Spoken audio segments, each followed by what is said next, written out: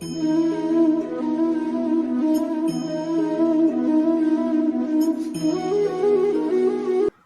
শ্রীকৃষ্ণ। বন্ধুরা কেমন আছেন? আশা করি সকলেই ভালো আছেন। ভালো নাই বা থাকবেন কেন?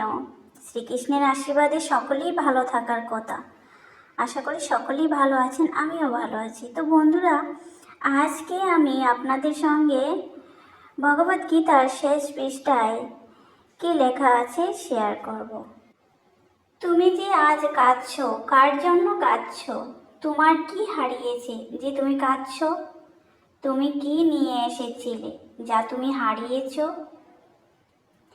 একদিন এক কৃষ্ণভক্ত গাছের নিচে বসে একা একা কাঁদছে। তার চোখ দিয়ে অজস্র অশ্রু গড়িয়ে পড়ছে। তখন শ্রীকৃষ্ণ ভক্তকে বলল, হে ভক্ত, তুমি কাঁদছো কার জন্য? এই চোখের জল গড়িয়ে পড়ছে, লুকিয়ে লুকিয়ে কাঁদছো। হয়তো কাউকে দেখাতে চাইছো না, হয়তো নিজের কাছে স্বীকার করতে ভয় পাচ্ছ, অথচ সেই নিঃশব্দের কান্নার শব্দ ভেতরে ভেতরে তোমাকে সবচেয়ে বেশি কষ্ট দিচ্ছে। কাউকে বলতে পারছো না, কাউকে দেখাতে চাইছো না। কেন ভক্ত? অথচ দেখো, এই কষ্টের কথা কেউ জানে না বা বুঝেও না। এই ভাবনাটাই তোমার বুক ভারী করে তুলছে। ঠিক এই মুহূর্তে যদি কেউ তোমার সামনে এসে শান্ত কণ্ঠে জিজ্ঞেস করত, তুমি কাঁদছো কার জন্য, কেনই বা কাঁদছো, কার জন্য কাঁদছো, তুমি হয়তো উত্তরই দিতে পারতে না।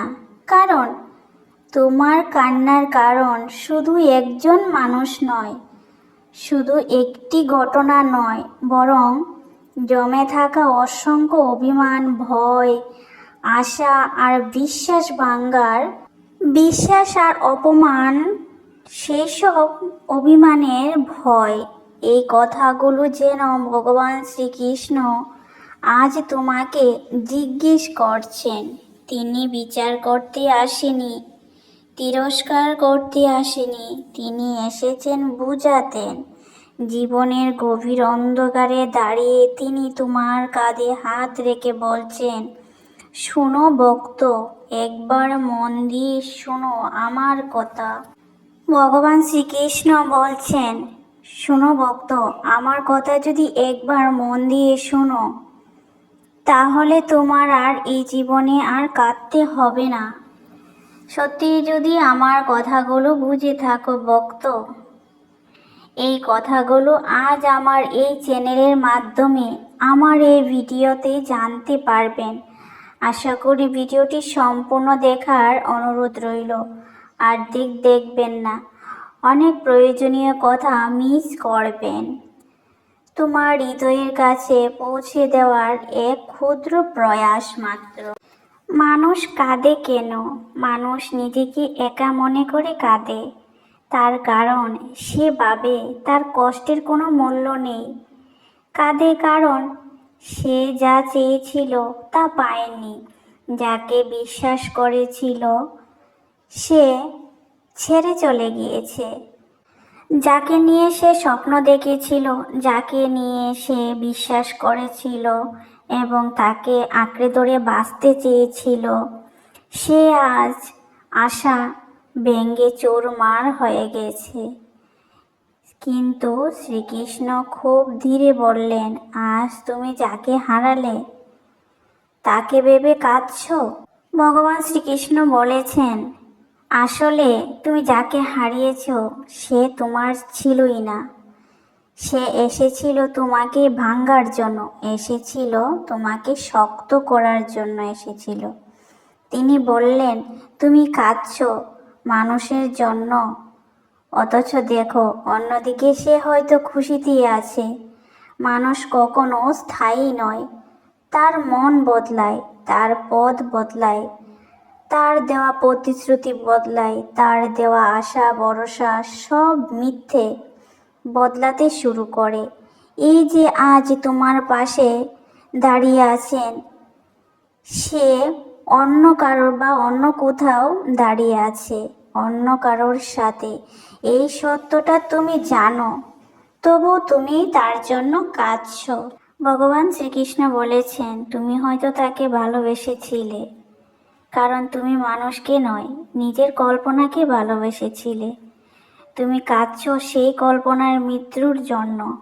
শ্রীকৃষ্ণ বললেন, জীবনের সবচেয়ে বড় দুঃখ আসে প্রত্যাশা থেকে। তুমি যত বেশি আশা করো, তত বেশি কষ্ট পাবে। কারণ এই পৃথিবী তোমার আশা পূরণ করার জন্য তৈরি হয়নি। এই পৃথিবী তৈরি হয়েছে তোমাকে শেখানোর জন্য।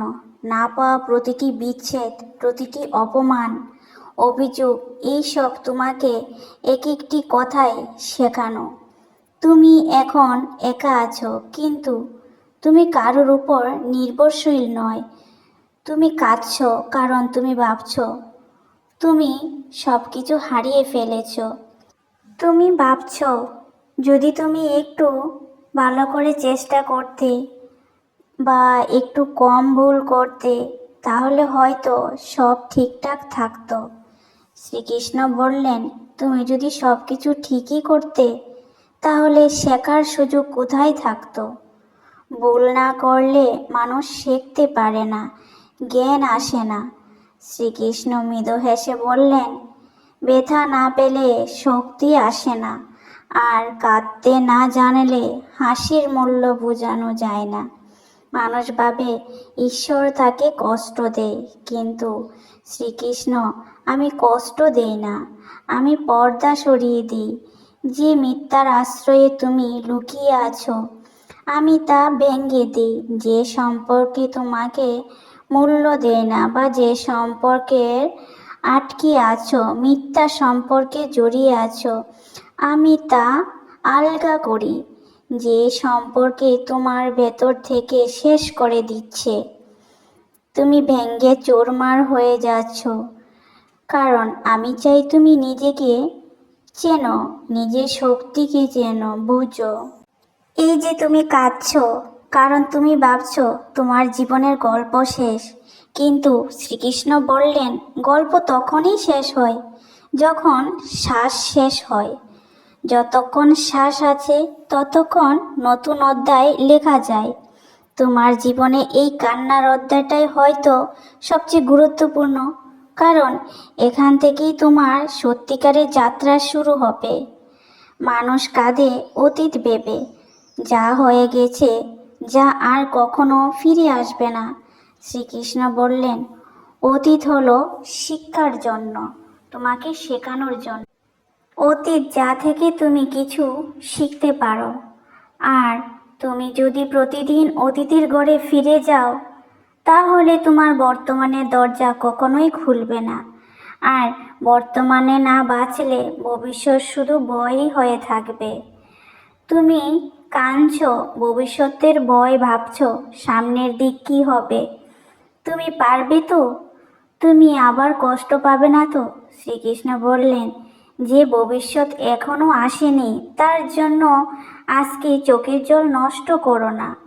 আগামী দিনের শক্তি আজই অপচয় করে ফেলছো, কাল তুমি শূন্য হয়ে যাবে। তিনি বললেন যে, মনে রেখো, জীবনে যা কিছু যায়, তা তোমাকে হালকা করার জন্যই যায়, তোমাকে শক্ত করার জন্য কিছু থাকে।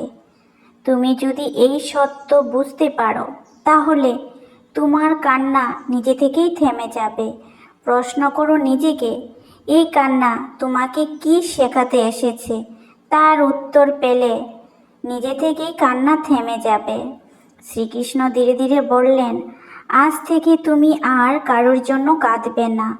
তুমি কাঁদবে যদি মনে করো, তাহলে কাঁদো নিজেকে শুদ্ধতার জন্য, নিজের মুক্তির জন্য। আর সেই কান্নাই হবে প্রার্থনার মতো।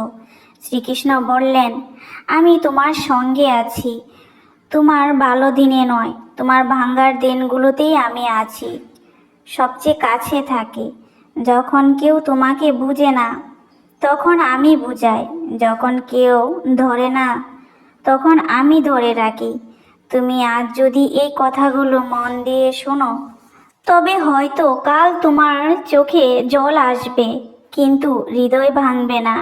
আর একদিন তুমি হাসবে, শব্দ করে নয়, গভীরভাবে হাসবে। এই কথাগুলো যদি আপনার মনের হৃদয়ের ভিতর একটু হলেও আলো জ্বালিয়ে দেয়, বা যদিও আপনার চোখের জল একটু হলেও হালকা হবে, জানবেন যে ভগবান শ্রীকৃষ্ণর বাণী আপনার কাছে অমূল্যভাবে পৌঁছে গেছে।